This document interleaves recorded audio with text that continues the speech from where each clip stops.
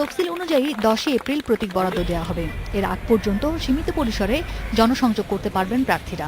তবে কোনো poster, leaflet বা ফেস্টুনে রাজনৈতিক ব্যক্তি, দলীয় প্রধান ও পরিবারের অন্য কারো ছবি ব্যবহার করার নিষেধাজ্ঞা আছে।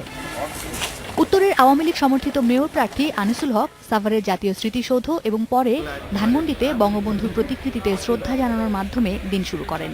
এরপর রাজধানীর আরও কয়েকটি এলাকায় জনসংযোগ করেন তিনি।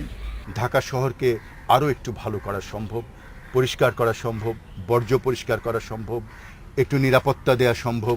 ঢাকা শহরকে সবচাইতে বেশি যেটার প্রয়োজন সেটি হলো ঢাকাকে সবুজ করা।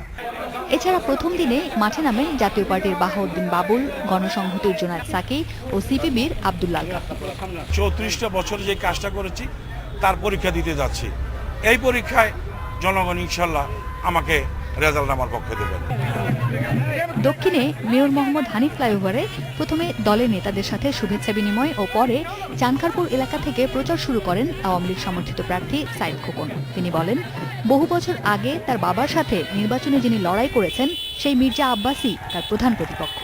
তিনি যথেষ্ট পরিমাণে আপনার প্রবীণ হয়েছেন, অনেক বয়স হয়েছে তার, আর আমি যথেষ্ট নবীন এবং আমি তরুণ, উদ্দাম রয়েছে, কাজ করার জন্য যথেষ্ট মনোবল রয়েছে, যথেষ্ট শক্তি রয়েছে।